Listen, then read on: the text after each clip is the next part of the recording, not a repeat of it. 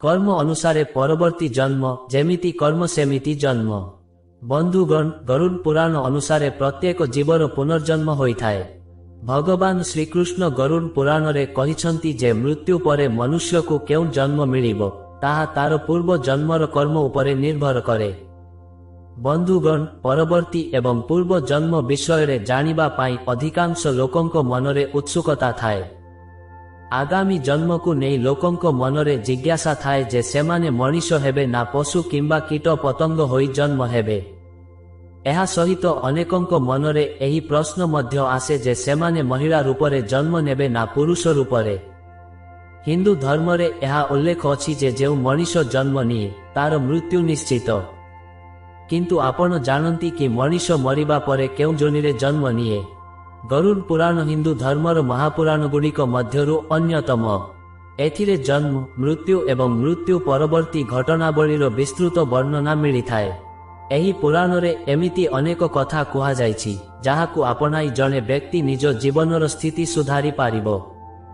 ସନାତନ ଧର୍ମରେ କୌଣସି ବ୍ୟକ୍ତିର ମୃତ୍ୟୁ ପରେ ଗରୁଡ଼ ପୁରାଣ ପଠନ କରାଯିବା ଅତ୍ୟନ୍ତ ଗୁରୁତ୍ୱପୂର୍ଣ୍ଣ ମନେ କରାଯାଏ। ଗରୁଡ଼ ପୁରାଣରେ ଭଗବାନ ବିଷ୍ଣୁ ଏବଂ ଗରୁଡ଼ ଦେବଙ୍କ ମଧ୍ୟରେ ହୋଇଥିବା କଥୋପକଥନ ବିଷୟରେ କୁହାଯାଇଛି। ଏହା ସହିତ ଏଥିରେ ବ୍ୟକ୍ତିର ଚରିତ୍ର ବିଷୟରେ ମଧ୍ୟ କୁହାଯାଇଛି। ଈଶ୍ୱରଙ୍କ ଦୃଷ୍ଟିରେ ଯେଉଁଗୁଡ଼ିକ ଭଲ କର୍ମ ତାହାକୁ ପୁଣ୍ୟ କୁହାଯାଏ ଏବଂ ଯେଉଁଗୁଡ଼ିକ ଖରାପ କର୍ମ ତାହାକୁ ପାପ କୁହାଯାଏ। ଗରୁଡ଼ ପୁରାଣ ଏବଂ କଠୋପନିଷଦରେ ଉଲ୍ଲେଖ ଅଛି ଯେ ମନୁଷ୍ୟ ପୃଥିବୀରେ ଯେଉଁ ସବୁ ପାପ କରେ ସେହି ସବୁ ପାପ ପାଇଁ ତାକୁ ପୃଥକ ପୃଥକ ଭାବେ ଶାସ୍ତି ଭୋଗିବାକୁ ପଡ଼େ। ଗରୁଡ଼ ପୁରାଣ ଅନୁସାରେ ଯେଉଁ ବ୍ୟକ୍ତି ଭଲ କର୍ମ କରେ ତାକୁ ସ୍ୱର୍ଗରେ ସ୍ଥାନ ମିଳେ। ସେହିପରି ଖରାପ କର୍ମ କଲେ ନର୍କକୁ ଯିବାକୁ ପଡ଼ିଥାଏ। ଆଜି ଆମେ ଆପଣଙ୍କୁ ସେହି ବିଷୟରେ କହିବାକୁ ଯାଉଛୁ। ବନ୍ଧୁଗଣ, ଚାଲନ୍ତୁ ଆମେ ସମସ୍ତେ ଏହି କଥାକୁ ଭଗବାନ ଶ୍ରୀକୃଷ୍ଣଙ୍କର ଏକ ମହାନ କାହାଣୀ ମାଧ୍ୟମରେ ଜାଣିବା। ଥରକର କଥା, ଯେତେବେଳେ ଗରୁଡ଼ ଦେବ ଆକାଶ ମାର୍ଗରୁ ଭଗବାନ ଶ୍ରୀକୃଷ୍ଣଙ୍କ ପାଖକୁ ଆସନ୍ତି। ଗରୁଡ଼ ଦେବ ଭଗବାନ ଶ୍ରୀକୃଷ୍ଣଙ୍କ ନିକଟରେ ପହଞ୍ଚି ତାଙ୍କୁ ପ୍ରଣାମ କରନ୍ତି ଏବଂ କହନ୍ତି, ହେ ପ୍ରଭୁ, ଆଜି ମୋ ମନରେ ଏକ ଶଙ୍କା, ସନ୍ଦେହ ସୃଷ୍ଟି ହେଉଛି। ଦୟାକରି ଆପଣ ମୋର ଏହି ଶଙ୍କା ଦୂର କରନ୍ତୁ, ମୁଁ ଏହାକୁ ନେଇ ବହୁତ ଚିନ୍ତିତ ଅଛି। ସେତେବେଳେ ଭଗବାନ ଶ୍ରୀକୃଷ୍ଣ କହନ୍ତି, ହେ ଗରୁଡ଼ ଦେବ, ତୁମ ମନରେ ଯାହା ବି ଶଙ୍କା ଅଛି ଦୟାକରି ନିଃସଙ୍କୋଚରେ ପଚାର। ତୁମର ପ୍ରତ୍ୟେକ ଶଙ୍କା ଦୂର କରିବା ମୋର କର୍ତ୍ତବ୍ୟ। ମୁଁ ନିଶ୍ଚିତ ଭାବେ ତୁମର ସନ୍ଦେହ ମୋଚନ କରିବି। ଏହା ଶୁଣି ଗରୁଡ଼ ଦେବ ଅତ୍ୟନ୍ତ ପ୍ରସନ୍ନ ହୋଇ ପଚାରିଲେ, ହେ ପ୍ରଭୁ, ମୋତେ ଏହି ବିଷୟରେ କୁହନ୍ତୁ ଯେ ମନୁଷ୍ୟ କ'ଣ ନିଜ କର୍ମ ଅନୁସାରେ ହିଁ ପରବର୍ତ୍ତୀ ଜନ୍ମ ପାଏ? ଯଦି ଏହା ସତ୍ୟ, ତେବେ ମନୁଷ୍ୟ କିପରି କର୍ମ କରିବା ଉଚିତ? ଏହା ସହିତ ମୋର ଏହି ପ୍ରଶ୍ନ ମଧ୍ୟ ରହିଛି ଯେ ସ୍ୱାମୀଙ୍କ ସହ ଏକାଠି ଭୋଜନ କରୁଥିବା ସ୍ତ୍ରୀମାନଙ୍କୁ କେଉଁ ପାପ ଲାଗେ? କ'ଣ ସ୍ୱାମୀଙ୍କ ସହ ଭୋଜନ କରିବା ଉଚିତ? ଶାସ୍ତ୍ର ଏହି ବିଷୟରେ କ'ଣ କହେ? ହେ ପ୍ରଭୁ, ସେହି ପାପ କ'ଣ ଯାହା କଲେ ଜଣେ ସ୍ତ୍ରୀ ନର୍କଗାମୀ ହୁଏ? ଦୟାକରି ମୋର ଏହି ଶଙ୍କାର ସମାଧାନ କରନ୍ତୁ। ଗରୁଡ଼ ଦେବଙ୍କ କଥା ଶୁଣି ଭଗବାନ ଶ୍ରୀକୃଷ୍ଣ ହସି ହସି କହିଲେ, ହେ ଗରୁଡ଼ ଦେବ, ଆଜି ତୁମେ ସମଗ୍ର ମାନବ ଜାତିର କଲ୍ୟାଣ ଉଦ୍ଦେଶ୍ୟରେ ଏକ ଅତ୍ୟନ୍ତ ଗୁରୁତ୍ୱପୂର୍ଣ୍ଣ ପ୍ରଶ୍ନ କରିଛ। ହେ ଗରୁଡ଼, ତୁମେ ଯେଉଁ ପ୍ରଶ୍ନ କରିଛ ତାର ସମାଧାନ ମୁଁ ତୁମକୁ ନିଶ୍ଚୟ କହିବି। କିନ୍ତୁ ଏହାର ଉତ୍ତର ତୁମକୁ ସୁଦେବାଙ୍କ କଥା ଶୁଣିବା ଦ୍ୱାରା ହିଁ ପ୍ରାପ୍ତ ହେବ। ହେ ଗରୁଡ଼ ଦେବ, ଆଜି ମୁଁ ତୁମକୁ ରାଣୀ ସୁଦେବାଙ୍କ କାହାଣୀ ଶୁଣାଉଛି, ଯେଉଁ ପ୍ରାଚୀନ କଥାରେ ତୁମର ସମସ୍ତ ଶଙ୍କାର ସମାଧାନ ରହିଛି। ଏହି କଥାରେ ତୁମେ ତୁମର ସମସ୍ତ ପ୍ରଶ୍ନର ଉତ୍ତର ପାଇଯିବ। ତେଣୁ ଏହି କଥାକୁ ଧ୍ୟାନ ଦେଇ ଶୁଣ। ହେ ଗରୁଡ଼, ଯେଉଁ ମନୁଷ୍ୟ ଏହି କଥାକୁ ଧ୍ୟାନର ସହ ଶୁଣେ ଏବଂ ଏହାର ପ୍ରଚାର କରେ ସେ ସୌଭାଗ୍ୟଶାଳୀ ହୁଏ। ତାକୁ କେବେହେଲେ ନର୍କ ପ୍ରାପ୍ତି ହୁଏ ନାହିଁ। ଏହାପରେ ଗରୁଡ଼ ଦେବ ଭଗବାନ ଶ୍ରୀକୃଷ୍ଣଙ୍କୁ କହିଲେ, ହେ ପ୍ରଭୁ, ମୁଁ ଏହି କଥାକୁ ନିଶ୍ଚୟ ଧ୍ୟାନ ଦେଇ ସମ୍ପୂର୍ଣ୍ଣ ଶୁଣିବି। ଦୟାକରି ଆପଣ ମୋତେ ଏହି କଥା କୁହନ୍ତୁ। ବର୍ତ୍ତମାନ ଭଗବାନ ଶ୍ରୀକୃଷ୍ଣ କାହାଣୀ ଶୁଣାଇବା ଆରମ୍ଭ କଲେ ଏବଂ କହିଲେ, ହେ ଗରୁଡ଼ ଦେବ, ତେବେ ଶୁଣ। ପ୍ରାଚୀନ କାଳର କଥା, କୌଶଳ ଦେଶରେ ମହାରାଜ ଇକ୍ଷ୍ୱାକୁ ରାଜତ୍ୱ କରୁଥିଲେ। ସେ ଧର୍ମ ପାଳନ କରୁଥିବା ଜଣେ ଗୁଣବାନ, ଚରିତ୍ରବାନ ଏବଂ ଅତ୍ୟନ୍ତ କୁଶଳୀ ସମ୍ରାଟ ଥିଲେ। ତାଙ୍କର ବିବାହ କାଶୀ ନରେଶଙ୍କ କନ୍ୟା ସୁଦେବାଙ୍କ ସହିତ ହୋଇଥିଲା। ସୁଦେବା ସତ୍ୟ ବ୍ରତ ପାଳନ କରିବାରେ ତତ୍ପର, ଗୁଣବତୀ, ଚରିତ୍ରବତୀ ତଥା ଜଣେ ମହାନ ପତିବ୍ରତା ସ୍ତ୍ରୀ ଥିଲେ। ମହାରାଜ ଇକ୍ଷ୍ୱାକୁ ଜଣେ ପୁଣ୍ୟାତ୍ମା ଥିଲେ। ସେ ଅନେକ ଯଜ୍ଞ ତଥା ଅନେକ ପୁଣ୍ୟ କର୍ମ କରିଥିଲେ। ସେ ଦେବାଳୟ ନିର୍ମାଣ କରିଥିଲେ, ଅନେକ ପୋଖରୀ ଖୋଳାଇଥିଲେ, ଅନେକ ବଗିଚା ପ୍ରସ୍ତୁତ କରିଥିଲେ ଏବଂ ସେ ସାଧୁ ସନ୍ଥମାନଙ୍କ ରକ୍ଷା ପାଇଁ ସଦାସର୍ବଦା ତତ୍ପର ରହୁଥିଲେ। ମହାରାଜ ଇକ୍ଷ୍ୱାକୁଙ୍କ ନଗର ନିକଟରେ ଏକ ଘଞ୍ଚ ଜଙ୍ଗଲ ଥିଲା। ସେହି ଜଙ୍ଗଲରେ ଏକ ଘୁଷୁରୀ ନିଜ ପତ୍ନୀ ଏବଂ ପୁତ୍ରମାନଙ୍କ ସହ ବାସ କରୁଥିଲା। ସେହି ଘୁଷୁରୀଟି ଅତି ବିଶାଳକାୟ ଏବଂ ଭୟଙ୍କର ଆକାରର ଥିଲା, ଯାହାକୁ ଦେଖି ସମସ୍ତ ମଣିଷ ଭୟଭୀତ ହେଉଥିଲେ। ସେହି ଘୁଷୁରୀ ଭୟରେ ମଣିଷମାନେ ସେହି ବଣ ରାସ୍ତାରେ ଯିବାକୁ ଡରୁଥିଲେ। ଯେତେବେଳେ ଏହି କଥା ମହାରାଜ ଇକ୍ଷ୍ୱାକୁଙ୍କୁ ଜଣାପଡ଼ିଲା, ସେତେବେଳେ ସେ ସେହି ଘୁଷୁରୀକୁ ଶିକାର କରିବା ପାଇଁ ଚିନ୍ତା କଲେ। ଏବଂ ଦିନେ ମହାରାଜ ନିଜ ପତ୍ନୀ ସୁଦେବା ତଥା ଅନେକ ସୈନିକ ଓ ଶିକାରୀ କୁକୁରମାନଙ୍କୁ ନେଇ ସେହି ବଣକୁ ଘୁଷୁରୀ ଶିକାର କରିବା ପାଇଁ ଗଲେ। ମହାରାଜ ଇକ୍ଷ୍ୱାକୁ ଅତ୍ୟନ୍ତ ପରାକ୍ରମୀ ଥିଲେ। ସେ ଅନେକ ବିଶାଳକାୟ ସିଂହ ଏବଂ ରାକ୍ଷସମାନଙ୍କୁ ବଧ କରିଥିଲେ। ସେଥିପାଇଁ ସେହି ଭୟଙ୍କର ଘୁଷୁରୀ କବଳରୁ ନଗରବାସୀଙ୍କୁ ରକ୍ଷା କରିବା ପାଇଁ ସେ ବଣରେ ଯାଇ ପହଞ୍ଚିଲେ। ଯେତେବେଳେ ସେହି ଭୟଙ୍କର ଆକାରର ଘୁଷୁରୀ ମହାରାଜ ଇକ୍ଷ୍ୱାକୁଙ୍କୁ ବଣ ଆଡ଼କୁ ଆସୁଥିବାର ଦେଖିଲା, ସେତେବେଳେ ସେ ନିଜ ପତ୍ନୀକୁ କହିବାକୁ ଲାଗିଲା, ହେ ପ୍ରିୟେ, ଦେଖ, ଏ ହେଉଛନ୍ତି କୌଶଳ ଦେଶର ମହାନ ସମ୍ରାଟ ଇକ୍ଷ୍ୱାକୁ। ସେ ମହାପରାକ୍ରମୀ ଓ ମହାତେଜସ୍ୱୀ ଅଟନ୍ତି। ସେ ଏହି ବଣରେ ମୋତେ ଶିକାର କରିବାକୁ ଆସୁଛନ୍ତି। ତାଙ୍କ ସହିତ ଅନେକ କୁକୁର ଏବଂ ଶିକାରୀ ମଧ୍ୟ ଅଛନ୍ତି। ଏଥିରେ ତିଳେ ହେଲେ ସନ୍ଦେହ ନାହିଁ ଯେ ସେ ମୋ ଉପରେ ପ୍ରହାର କରିବେ। ସେ ଜଣେ ବଡ଼ ପୁଣ୍ୟାତ୍ମା, ସେ ରାଜାମାନଙ୍କର ମଧ୍ୟ ରାଜା ଏବଂ ସମଗ୍ର ବିଶ୍ୱ ତାଙ୍କ ଅଧୀନରେ ଅଛି। ହେ ପ୍ରିୟେ, ମୁଁ ତୁମ ସମସ୍ତଙ୍କୁ ରକ୍ଷା କରିବା ପାଇଁ ନିଜ ପରାକ୍ରମ ଦେଖାଇ ମହାରାଜଙ୍କ ସହ ଯୁଦ୍ଧ କରିବି। ଯଦି ଯୁଦ୍ଧରେ ମୁଁ ତାଙ୍କୁ ପରାଜିତ କରିଦିଏ, ତେବେ 3 ଲୋକରେ ମୋର କୀର୍ତ୍ତି ଗାନ ହେବ ଏବଂ ଯଦି ମୁଁ ତାଙ୍କ ହାତରେ ମୃତ୍ୟୁବରଣ କରେ, ତେବେ ମୋତେ ଏହି ଘୁଷୁରୀ ଯୋନିରୁ ମୁକ୍ତି ମିଳିଯିବ ଏବଂ ମୁଁ ବିଷ୍ଣୁଲୋକକୁ ଚାଲିଯିବି। ମୋର ପୂର୍ବ ଜନ୍ମର ପାପ କାରଣରୁ ହିଁ ମୋତେ ଘୁଷୁରୀ ଜନ୍ମ ମିଳିଛି। ହେ ପ୍ରିୟେ, ତୁମେ ମୋ ମୋହ ଛାଡ଼ି ଆମ ପୁତ୍ରମାନଙ୍କୁ ନେଇ ପର୍ବତର ଗୁମ୍ଫାକୁ ଚାଲିଯାଅ। ଏବେ ସମୟ ଆସିଯାଇଛି ଯେ ମୁଁ ମୋର ପୂର୍ବ ଜନ୍ମର ପାପରୁ ମୁକ୍ତ ହୋଇଯିବି।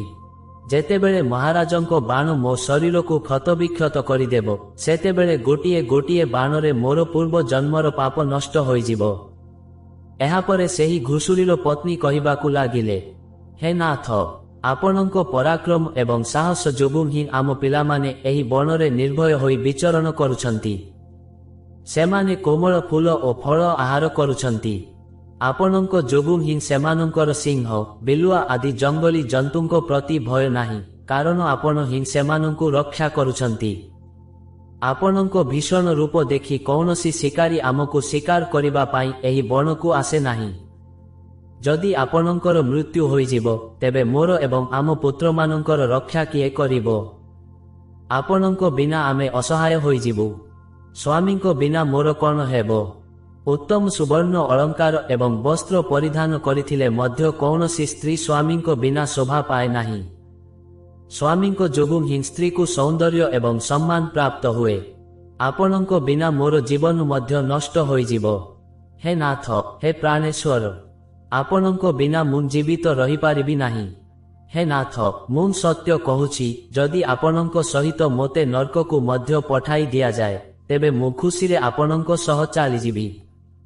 ସେଥିପାଇଁ ଆପଣ ମହାରାଜଙ୍କ ସମ୍ମୁଖକୁ ଯାଆନ୍ତୁ ନାହିଁ। ଆପଣ ମଧ୍ୟ ଆମ ସହ ପର୍ବତ ଭିତରକୁ ଚାଲନ୍ତୁ। ଆମେ ସେଠାରେ ଲୁଚି ରହିବା। ଜୀବନର ମୋହ ଛାଡ଼ି ନିଜ ପତ୍ନୀ ଓ ପୁତ୍ରଙ୍କୁ ଏକାକୀ ଛାଡ଼ି ଯିବା ଦ୍ୱାରା ଆପଣଙ୍କର କି ଲାଭ ହେବ? ଏହା ଶୁଣି ସେହି ଘୁଷୁରୀ କହିଲା, ହେ ପ୍ରିୟେ, ତୁମେ ବୀରମାନଙ୍କ ଧର୍ମ ବିଷୟରେ ଜାଣିନାହଁ, ସେଥିପାଇଁ ଏପରି କହୁଛ। ଯଦି ଶତ୍ରୁ ବୀରକୁ ଯୁଦ୍ଧ ପାଇଁ ଆହ୍ୱାନ କରେ, ତେବେ ବୀର ପୁରୁଷ ଲୋଭ କିମ୍ବା ଭୟରେ କାପୁରୁଷ ଭଳି ଲୁଚି ପଳାଇବା ଉଚିତ ନୁହେଁ। ଏପରି ପୁରୁଷକୁ 1000 ଯୁଗ ପର୍ଯ୍ୟନ୍ତ କୁମ୍ଭୀପାକ ନର୍କରେ ପକାଇ ସିଝାଯାଏ। ବୀର ପୁରୁଷ ଯଦି ଶତ୍ରୁର ସମ୍ମୁଖୀନ ହୁଏ ଏବଂ ଲଢ଼ି ଲଢ଼ି ବୀରଗତି ପ୍ରାପ୍ତ ହୁଏ, ତେବେ ତାକୁ ମୃତ୍ୟୁ ପରେ ଦିବ୍ୟ ଲୋକ ପ୍ରାପ୍ତି ହୁଏ। ମହାରାଜ ଯୁଦ୍ଧ କରିବାକୁ ଆସିଛନ୍ତି, ସେ ଆମର ଅତିଥି ଏବଂ ଅତିଥିଙ୍କର ଅନାଦର କରିବା ଉଚିତ ନୁହେଁ। ଅତିଥିଙ୍କ ଅପମାନ ସାକ୍ଷାତ ଭଗବାନ ବିଷ୍ଣୁଙ୍କ ଅପମାନ ସହ ସମାନ। ସେଥିପାଇଁ ତାଙ୍କ ସହ ଯୁଦ୍ଧ କରିବା ମୋର କର୍ତ୍ତବ୍ୟ। ଘୁଷୁରୀର ଏହି କଥା ଶୁଣିବା ପରେ ତାର ପତ୍ନୀ କହିଲା, ହେ ପ୍ରାଣନାଥ, ଠିକ୍ ଅଛି। ଯଦି ଆପଣ ମହାରାଜଙ୍କ ସହ ଯୁଦ୍ଧ କରିବାକୁ ଚାହୁଁଛନ୍ତି, ତେବେ ମୁଁ ମଧ୍ୟ ଆପଣଙ୍କ ସହ ରହି ଆପଣଙ୍କ ପରାକ୍ରମ ଦେଖିବି। ଏତିକି କହି ସେହି ଘୁଷୁରୀର ପତ୍ନୀ ନିଜ ପୁତ୍ରମାନଙ୍କୁ ଡାକି କହିଲା, ମୋ କଥା ଶୁଣ। ଆଜି ଯୁଦ୍ଧ ଭୂମିରେ କିଛି ଅତିଥି ଆସିଛନ୍ତି, ସେମାନଙ୍କ ସତ୍କାର କରିବାକୁ ଏବଂ ଯୁଦ୍ଧ କରିବାକୁ ତୁମ ପିତା ଯାଉଛନ୍ତି ଏବଂ ତାଙ୍କ ସହ ମୁଁ ମଧ୍ୟ ଯାଉଛି। ସେଥିପାଇଁ ତୁମେ ସବୁ ଭାଇମାନଙ୍କୁ ନେଇ ପର୍ବତର ଗୁମ୍ଫାରେ ଲୁଚିଯାଅ। ମହାରାଜ ଇକ୍ଷ୍ୱାକୁ ଅତ୍ୟନ୍ତ ବଳବାନ, ସେ ଏହି ଯୁଦ୍ଧରେ ଆମର ସଂହାର କରିଦେବେ। ସେଥିପାଇଁ ତୁମେମାନେ ଏଠାରୁ ପଳାଇ ନିଜ ଜୀବନ ବଞ୍ଚାଅ। ଏହା ଶୁଣି ଘୁଷୁରୀର ଛୋଟ ଛୋଟ ପିଲାମାନେ କହିଲେ, ହେ ମା, ଯେଉଁ ପୁତ୍ର ନିଜ ପିତାମାତାଙ୍କୁ ସଙ୍କଟ ସମୟରେ ଛାଡ଼ି ପଳାଇଯାଏ, ସେ ମହାପାପୀ। ସେମାନଙ୍କୁ ଘୋର ନର୍କରେ ପକାଯାଏ। ଯେଉଁ ନିର୍ଦ୍ଦୟ ପୁତ୍ର ନିଜ ମାର କ୍ଷୀର ପିଇ ତାକୁ ଦୁଃଖ ସମୟରେ ଛାଡ଼ି ପଳାଏ ଏବଂ ଯେଉଁ ପୁତ୍ର ନିଜ ବାପାକୁ ବିପତ୍ତିରେ ଦେଖି ଛାଡ଼ି ଚାଲିଯାଏ, ସେ ପୋକରେ ଭର୍ତ୍ତି ଦୁର୍ଗନ୍ଧଯୁକ୍ତ ନର୍କରେ ପଡ଼େ। ସେଥିପାଇଁ ହେ ମା, ଆମେ ଆପଣଙ୍କୁ ଛାଡ଼ି ଯିବୁ ନାହିଁ। ଏହାପରେ ସେହି ଘୁଷୁରୀ, ତାର ପତ୍ନୀ ଏବଂ ସମସ୍ତ ପିଲା ଯୁଦ୍ଧ ପାଇଁ ପ୍ରସ୍ତୁତ ହୋଇ ଯୁଦ୍ଧଭୂମି ଆଡ଼କୁ ବାହାରିଲେ। ସମସ୍ତ ଛୋଟ ଛୋଟ ଘୁଷୁରୀ ପିଲାମାନେ ନିଜ ପିତାମାତାଙ୍କୁ ଚାରିପଟୁ ରକ୍ଷା କରିବାକୁ ଲାଗିଲେ।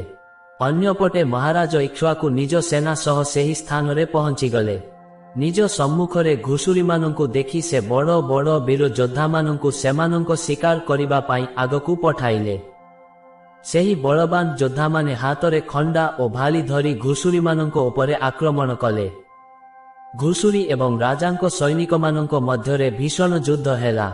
ସମସ୍ତେ ପରସ୍ପର ଉପରେ ଭୟଙ୍କର ପ୍ରହାର କଲେ। ଘୁଷୁରୀମାନେ ନିଜ ଦାନ୍ତରେ ସୈନିକମାନଙ୍କୁ ଆକ୍ରମଣ କଲେ ଏବଂ ସୈନିକମାନେ ଭାଲିରେ ସେମାନଙ୍କୁ ବିଦ୍ଧ କଲେ। ଏହି ଯୁଦ୍ଧରେ ଅନେକ ଘୁଷୁରୀ ମୃତ୍ୟୁବରଣ କଲେ ଏବଂ ଅନେକ ଆହତ ହେଲେ। ମହାରାଜଙ୍କର ମଧ୍ୟ ଅନେକ ସିପାହୀ ପ୍ରାଣ ହରାଇଲେ।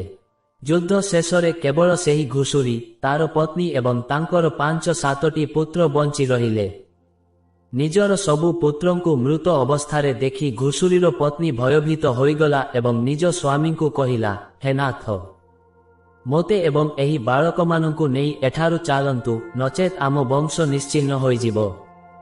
ଦୟାକରି ଆମେ ସମସ୍ତେ ଏଠାରୁ ପଳାଇ ନିଜ ଜୀବନ ବଞ୍ଚାଇବା, ନହେଲେ ମହାରାଜ ଆମ ସମସ୍ତଙ୍କୁ ମାରିଦେବେ।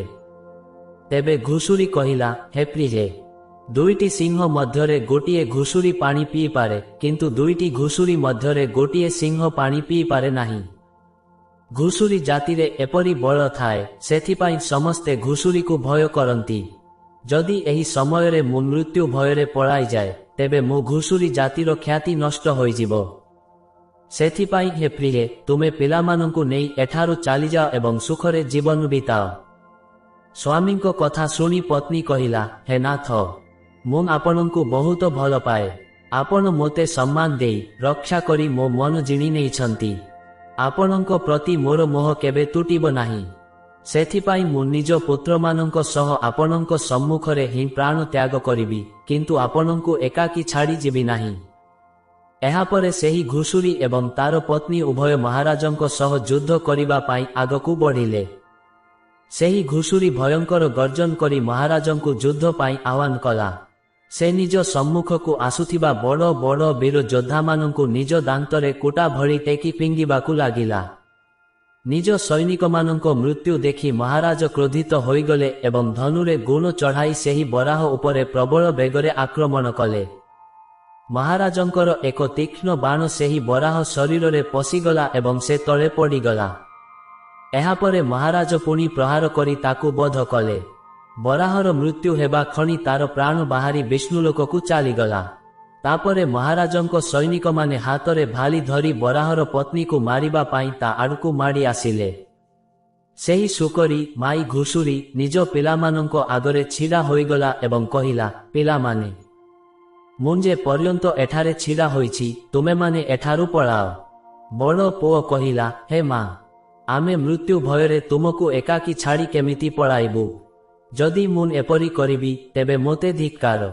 ମୁଁ ଯୁଦ୍ଧରେ ଶତ୍ରୁକୁ ପରାସ୍ତ କରିବି, ତୁମେ ଅନ୍ୟ ପୁତ୍ରମାନଙ୍କୁ ନେଇ ଏଠାରୁ ଚାଲିଯାଅ। ଶୁକରୀ କହିଲା, ରେ ପୁତ୍ର, ମୁଁ ମହାପାପିନୀ ହୋଇ ତୋତେ ଏକାକୀ ଛାଡ଼ି କେମିତି ଯିବି? ଏତିକି ବେଳେ ରାଜାଙ୍କ ସୈନିକମାନେ ସେମାନଙ୍କ ପାଖରେ ପହଞ୍ଚି ପ୍ରହାର କରିବାକୁ ଲାଗିଲେ। ବଡ଼ ପୁଅ ଭୀଷଣ ଯୁଦ୍ଧ କରି ଅନେକ ସୈନିକଙ୍କୁ ମାରିଦେଲା। ସେତେବେଳେ ମହାରାଜ ଆଗକୁ ଆସି ବଡ଼ ପୁଅକୁ ମଧ୍ୟ ବଧ କଲେ। ନିଜ ପୁତ୍ରର ମୃତ୍ୟୁ ଦେଖି ଶୁକରୀ ଅତ୍ୟନ୍ତ କ୍ରୋଧିତ ହୋଇ ଭୟଙ୍କର ଆକ୍ରମଣ କଲା। ସେ ମଧ୍ୟ ଅନେକ ସୈନିକଙ୍କୁ ମାରିଦେଲା। ଏହି ସବୁ ଦୃଶ୍ୟ ମହାରାଣୀ ସୁଦେବା ଦେଖୁଥିଲେ। ସେ ମହାରାଜଙ୍କୁ କହିଲେ, ହେ ମହାରାଜ, ସେହି ଶୁକରୀ ଆପଣଙ୍କ ସୈନିକମାନଙ୍କୁ ମାରୁଛି। ଆପଣ ଆଗକୁ ବଢ଼ି ତାକୁ ବଧ କାହିଁକି କରୁନାହାନ୍ତି? ମହାରାଜ, ଏହାକୁ ମାରିଦିଅନ୍ତୁ। ମହାରାଜ କହିଲେ, ହେ ପ୍ରିୟେ, ସେ ଜଣେ ସ୍ତ୍ରୀ। ମୋର ଏହା ପ୍ରତିଜ୍ଞା ଯେ ମୁଁ ସ୍ତ୍ରୀ ବଧ କରିବି ନାହିଁ। ସ୍ତ୍ରୀ ବଧ କଲେ ମହାପାପ ଲାଗେ। ସେଥିପାଇଁ ମୁଁ ନିଜେ ତାକୁ ମାରୁନାହିଁ କି କାହାକୁ ମାରିବାକୁ ପଠାଉନାହିଁ। ମୋତେ ସ୍ତ୍ରୀ ହତ୍ୟା କରିବାକୁ ବହୁତ ଭୟ ଲାଗେ। ଏତିକି କହି ମହାରାଜ ଚୁପ୍ ହୋଇଗଲେ। କିନ୍ତୁ ମହାରାଜଙ୍କ ସେନାରେ ଭାର୍ଗବ ନାମକ ଜଣେ ବଳବାନ ସୈନିକ ଥିଲା। ସେ ସେହି ଶୁକରୀ ଉପରେ ପ୍ରହାର କରି ତାକୁ ତଳେ ପକାଇଦେଲା। ଶୁକରୀ ମୂର୍ଚ୍ଛିତ ହୋଇ ତଳେ ପଡ଼ି ଲମ୍ବା ଲମ୍ବା ନିଶ୍ୱାସ ନେବାକୁ ଲାଗିଲା। ଯେତେବେଳେ ରାଣୀ ସୁଦେବା ତାକୁ ସେପରି ଅବସ୍ଥାରେ ଦେଖିଲେ, ତାଙ୍କ ମନରେ ବଡ଼ ଦୟା ଆସିଲା। ସେ ଥଣ୍ଡା ଜଳ ଆଣି ଶୁକରୀର ମୁହଁରେ ଦେଲେ ଏବଂ ତା ଶରୀରରେ ଜଳ ସିଞ୍ଚନ କଲେ, ଯାହାଫଳରେ ତାର ଚେତା ଫେରିଆସିଲା। ରାଣୀ ନିଜ ଉପରେ ଶୀତଳ ଜଳ ଢାଳୁଥିବାର ଦେଖି ଶୁକରୀ ବହୁତ ପ୍ରସନ୍ନ ହେଲା ଏବଂ ମନୁଷ୍ୟ ବାଣୀରେ କହିବାକୁ ଲାଗିଲା, ହେ ଦେବୀ, ତୁମେ ମୋ ଉପରେ ଶୀତଳ ଜଳ ଢାଳି ମୋତେ କଷ୍ଟରୁ ମୁକ୍ତି ଦେଇଛ, ତୁମର କଲ୍ୟାଣ ହେଉ। ଏପରି ଶୁଣି ରାଣୀ ସୁଦେବା ଆଶ୍ଚର୍ଯ୍ୟ ହୋଇଗଲେ। ସେ ଭାବିଲେ, ଏହା ତ ବଡ଼ ବିଚିତ୍ର କଥା। ଏହି ପଶୁଟି ମଣିଷ ଭଳି ସୁନ୍ଦର ଓ ସ୍ପଷ୍ଟ ସଂସ୍କୃତ କହୁଛି। ରାଣୀ ପଚାରିଲେ, ହେ ଭଦ୍ରେ, ତୁମେ କିଏ? ତୁମର ବ୍ୟବହାର ତ ବହୁତ ବିଚିତ୍ର। ପଶୁ ହୋଇ ମଧ୍ୟ ତୁମେ ମଣିଷ ବାଣୀରେ କିପରି କଥା ହେଉଛ? ତୁମର ପୂର୍ବ ଜନ୍ମର ବୃତ୍ତାନ୍ତ ମୋତେ ଶୁଣାଅ। କେଉଁ କାରଣରୁ ତୁମେ ଶୁକରୀ ହୋଇଛ? ଶୁକରୀ କହିବାକୁ ଲାଗିଲା, ହେ ମହାରାଣୀ, ମୋର ପତି ପୂର୍ବ ଜନ୍ମରେ ଗୁରୁଜନମାନଙ୍କୁ ଅପମାନ କରିଥିଲେ, ସେଥିପାଇଁ ତାଙ୍କୁ ଏହି ଜନ୍ମ ମିଳିଛି। ଏବେ ମୁଁ ମୋ କଥା କହୁଛି। କଳିଙ୍ଗ ଦେଶରେ ଶ୍ରୀପୁର ନାମକ ଏକ ସୁନ୍ଦର ନଗର ଥିଲା। ସେଠାରେ ବସୁଦତ୍ତ ନାମକ ଜଣେ ବିଦ୍ୱାନ ରହୁଥିଲେ। ମୁଁ ତାଙ୍କରି କନ୍ୟା ଥିଲି। ସେ ମୋର ନାମ ସୁକନ୍ୟା ରଖିଥିଲେ। ସେହି ସମୟରେ ମୋ ଭଳି ସୁନ୍ଦରୀ ସେ ନଗରରେ କେହି ନଥିଲେ। ନିଜ ରୂପ ଓ ସୌନ୍ଦର୍ଯ୍ୟର ଅହଙ୍କାରରେ ମୁଁ ଅନ୍ଧ ହୋଇଯାଇଥିଲି। ଯେତେବେଳେ ମୁଁ ଯୌବନ ପ୍ରାପ୍ତ ହେଲି, ମୋର ସୁନ୍ଦର ରୂପ ଦେଖି ମୋ ମାଙ୍କୁ ଭୟ ଲାଗିଲା। ସେ ଦିନେ ମୋ ପିତାଙ୍କୁ କହିଲେ, ହେ ନାଥ, ଆମ ଝିଅ ବଡ଼ ହୋଇଗଲାଣି, ତାର ବିବାହ କାହିଁକି କରୁନାହାନ୍ତି? ଶୀଘ୍ର କୌଣସି ବର ଖୋଜି ତାକୁ ପ୍ରଦାନ କରନ୍ତୁ। ପତ୍ନୀଙ୍କ କଥା ଶୁଣି ବ୍ରାହ୍ମଣ କହିଲେ, ହେ କଲ୍ୟାଣୀ, ମୁଁ ମୋ କନ୍ୟାର ବିବାହ ସେହି ପୁରୁଷ ସହ କରିବି ଯିଏ ବିବାହ ପରେ ମୋରି ଘରେ ରହିବ। ସୁକନ୍ୟା ମୋର ବହୁତ ପ୍ରିୟ, ମୁଁ ତାକୁ ଆଖି ଆଗରୁ ଦୂର କରିବାକୁ ଚାହେଁ ନାହିଁ। ଶୁକରୀ ଆଗକୁ କହିଲା, ହେ ମହାରାଣୀ, ଦିନେ ଶିବ ଶର୍ମା ନାମକ ଜଣେ ଯୁବ ବିଦ୍ୱାନ ବ୍ରାହ୍ମଣ ଆମ ଦ୍ୱାରକୁ ଆସିଲେ। ମୋ ପିତା ତାଙ୍କ ଜ୍ଞାନ ଓ କୁଶଳତା ଦେଖି ପ୍ରସନ୍ନ ହୋଇ ତାଙ୍କ ସହ ମୋର ବିବାହ କରାଇଦେଲେ ଏବଂ ସେ ଆମରି ଘରେ ରହିଲେ। କିନ୍ତୁ ମୁଁ ମୋ ପିତାମାତାଙ୍କ ଅତି ଗେହ୍ଲା ଯୋଗୁଁ ବିଗିଡ଼ି ଯାଇଥିଲି। ମୁଁ ମୋର ବିବେକ ହରାଇଥିଲି। ମୁଁ କେବେ ମୋ ସ୍ୱାମୀଙ୍କ ସେବା କରିନାହିଁ କି ତାଙ୍କ ପାଦ ସ୍ପର୍ଶ କରିନାହିଁ। ମୁଁ ସବୁବେଳେ ତାଙ୍କୁ କ୍ରୂର ଦୃଷ୍ଟିରେ ଦେଖୁଥିଲି ଏବଂ ତାଙ୍କୁ ନାମ ଧରି ଡାକୁଥିଲି। ମୁଁ ସ୍ୱାମୀଙ୍କ ପୂର୍ବରୁ ଭୋଜନ କରିଦେଉଥିଲି ଏବଂ ସ୍ୱାମୀଙ୍କ ଦ୍ୱାରା ହିଁ ନିଜ ପାଇଁ ଖାଦ୍ୟ ପରସାଇ ନେଉଥିଲି। ମୁଁ ନିଜ ଇଚ୍ଛା ଅନୁସାରେ ଏଠି ସେଠି ବୁଲୁଥିଲି ଏବଂ କଥା କଥାରେ ସ୍ୱାମୀଙ୍କୁ ଅପମାନିତ କରୁଥିଲି। ଶିବ ଶର୍ମା ଅତ୍ୟନ୍ତ ଶାନ୍ତ ସ୍ୱଭାବର ଥିଲେ। ସେ ବହୁ ଦିନ ଧରି ସବୁ ସହ୍ୟ କଲେ, କିନ୍ତୁ ଦିନେ ଅତି ଦୁଃଖୀ ହୋଇ ମୋତେ ଛାଡ଼ି ଚାଲିଗଲେ। ସେ ଚାଲିଯିବା ପରେ ମୋ ବାପା ଦୁଃଖରେ ମୋ ମାଙ୍କୁ କହିଲେ, ହେ ପ୍ରିୟେ ଶୁଣ, ଆମ ଜୋଇ ଆମ ଝିଅକୁ ଛାଡ଼ି ଚାଲିଗଲେ। ଆମ ଝିଅ ହିଁ ପାପାଚାରିଣୀ ଥିଲା। ଜୋଇ ତ ବହୁତ ବିଦ୍ୱାନ ଥିଲେ। ମୁଁ କଣ ଜାଣିଥିଲି ଯେ ମୋ ଝିଅ ସୁକନ୍ୟା ଏତେ ଦୁଷ୍ଟ ଏବଂ କୁଳନାଶିନୀ ହେବ। ତାପରେ ମୋ ମା କହିଲେ, ହେ ନାଥ, ଆମ ଝିଅ ଆପଣଙ୍କ ଅତି ଗେହ୍ଲା ଯୋଗୁଁ ହିଁ ବିଗିଡ଼ି ଯାଇଛି। ତାକୁ ସଠିକ ବାଟକୁ ଆଣିବା ପାଇଁ ଆପଣଙ୍କୁ ହିଁ କିଛି କରିବାକୁ ହେବ। ପିତାଙ୍କ ଘରେ ବେଶୀ ଦିନ ରହୁଥିବା କନ୍ୟା ଦୁରାଚାରିଣୀ ହୋଇଯାଏ। ସେଥିପାଇଁ କନ୍ୟାକୁ କେବେ ବି ଘରେ ରଖିବା ଉଚିତ ନୁହେଁ, ତାକୁ ସ୍ୱାମୀଙ୍କ ପାଖରେ ହିଁ ରଖିବା ଉଚିତ। ଆମ ଝିଅ ବହୁତ ଦୁଷ୍ଟ ଓ ପାପିନୀ ଅଟେ। ଆପଣ ଏହାକୁ ତ୍ୟାଗ କରି ତା ସ୍ୱାମୀଙ୍କ ପାଖକୁ ପଠାଇ ଦିଅନ୍ତୁ। ମାଙ୍କ କଥା ଶୁଣି ମୋ ପିତା ଅତ୍ୟନ୍ତ କ୍ରୋଧିତ ହେଲେ ଏବଂ ମୋତେ କହିଲେ, ଆରେ ଦୁଷ୍ଟା, ଆମ କୁଳରେ କଳଙ୍କ ଲଗାଇଥିବା ଦୁରାଚାରିଣୀ, ତୋରି ପାଇଁ ହିଁ ଆମ ଜୋଇ ଶିବ ଶର୍ମା ଆମ ସମସ୍ତଙ୍କୁ ଛାଡ଼ି ଚାଲିଗଲେ। ସେଥିପାଇଁ ତୋ ସ୍ୱାମୀ ଯେଉଁଠି ଅଛନ୍ତି ତୁ ମଧ୍ୟ ସେଠାକୁ ଚାଲିଯା, ନଚେତ୍ ତୋତେ ଯେଉଁ ସ୍ଥାନ ଭଲ ଲାଗୁଛି ସେଠାକୁ ଯା। ହେ ମହାରାଣୀ। ତାପରେ ମୁଁ ମୋ ଘର ଛାଡ଼ି ଚାଲିଗଲି।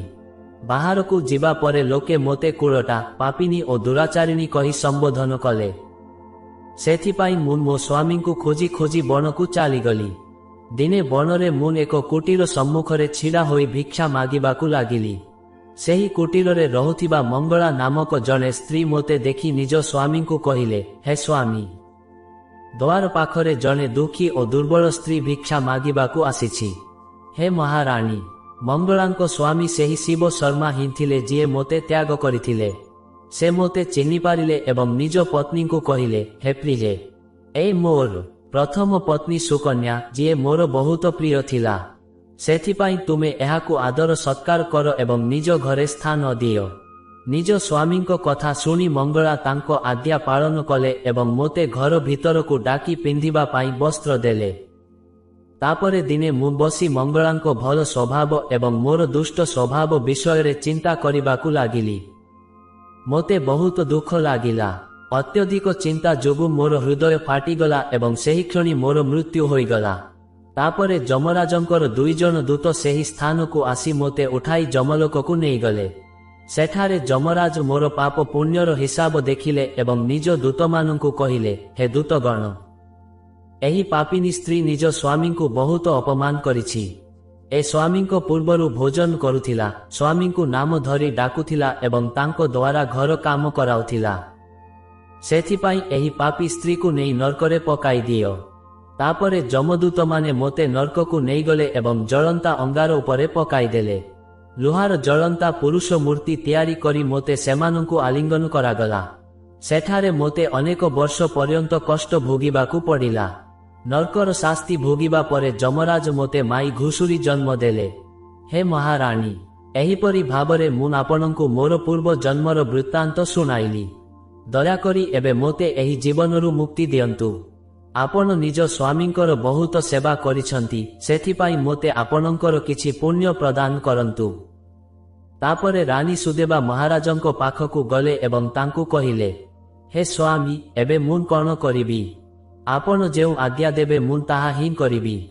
ମହାରାଜ ଇକ୍ଷ୍ୱାକୁ କହିଲେ, ଏହି ଜୀବ ବହୁତ କଷ୍ଟ ଭୋଗି ସାରିଲାଣି। ଏବେ ତୁମେ ନିଜ ପୁଣ୍ୟ ବଳରେ ଏହାର ଉଦ୍ଧାର କର।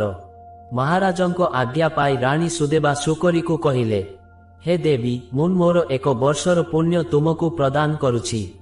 ରାଣୀ ଏତିକି କହିବା କ୍ଷଣି ସେହି ଶୁକରୀର ପ୍ରାଣବାୟୁ ଉଡ଼ିଗଲା ଏବଂ ତା ଶରୀରରୁ ଏକ ଦିବ୍ୟ ସ୍ତ୍ରୀ ପ୍ରକଟ ହେଲା।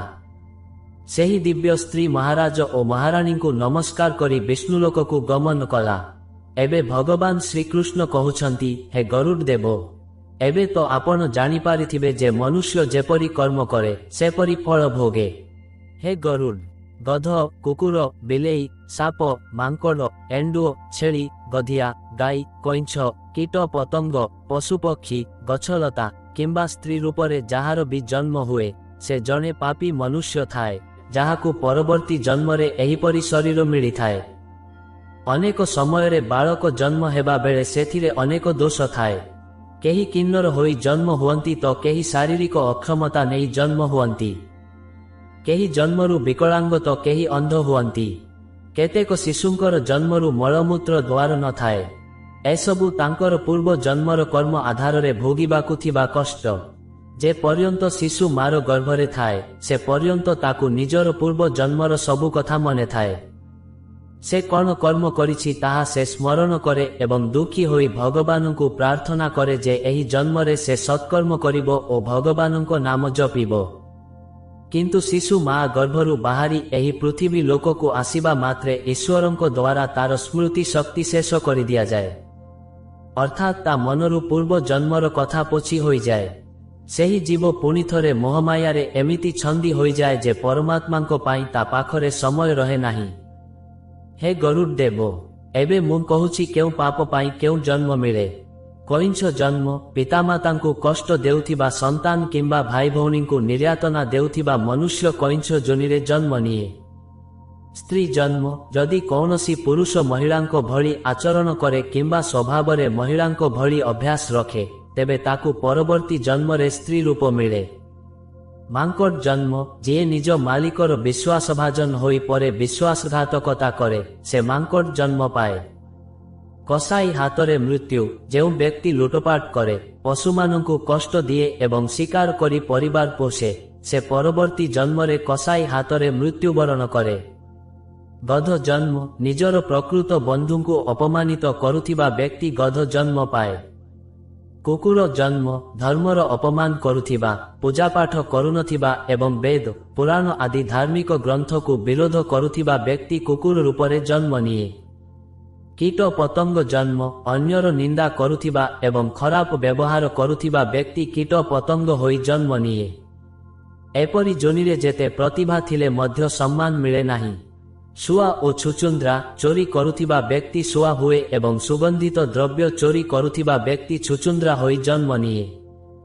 ପେଚା ଜନ୍ମ ଅନ୍ୟକୁ ମୂର୍ଖ ବନାଇ ଠକୁଥିବା ବ୍ୟକ୍ତି ମୃତ୍ୟୁ ପରେ ନର୍କକୁ ଯାଏ ଏବଂ ପରବର୍ତ୍ତୀ ଜନ୍ମରେ ପେଚା ହୁଏ।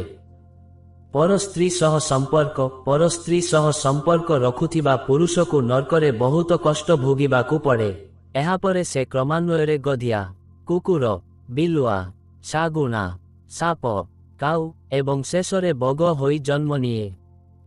ଏହି ସବୁ ଯୋନିରେ ଜୀବନ ଅତିବାହିତ କରିବା ପରେ ଯାଇ ତାକୁ ପୁଣିଥରେ ମନୁଷ୍ୟ ଜନ୍ମ ପ୍ରାପ୍ତି ହୁଏ। ଯେଉଁ ବିବାହିତ ମହିଳା ଅନ୍ୟ ପୁରୁଷ ସହିତ ସମ୍ପର୍କ ରଖନ୍ତି, ତାଙ୍କୁ ନର୍କର ଯନ୍ତ୍ରଣା ଭୋଗିବାକୁ ପଡ଼ିଥାଏ। ଏପରି ମହିଳା ପରବର୍ତ୍ତୀ ଜନ୍ମରେ ଝିଟିପିଟି, ସାପ କିମ୍ବା ବାଦୁଡ଼ି ରୂପରେ ଜନ୍ମ ନିଅନ୍ତି। କିନ୍ତୁ ଯେଉଁ ବ୍ୟକ୍ତି କୌଣସି ସ୍ତ୍ରୀ ସହିତ ଜବରଦସ୍ତି ସମ୍ପର୍କ ରଖେ, ତାକୁ ନର୍କ ଭୋଗ କରିବା ଏବଂ ଅନେକ ଯୋନିରେ ଜନ୍ମ ନେବା ପରେ ମନୁଷ୍ୟ ଯୋନିରେ କିନ୍ନର ବା ତୃତୀୟ ଲିଙ୍ଗୀ ରୂପରେ ଜନ୍ମ ମିଳିଥାଏ। ଅକାରଣରେ ଗାଳିଗୁଲଜ କରୁଥିବା ବ୍ୟକ୍ତିକୁ କେଉଁ ଯୋନି ମିଳେ?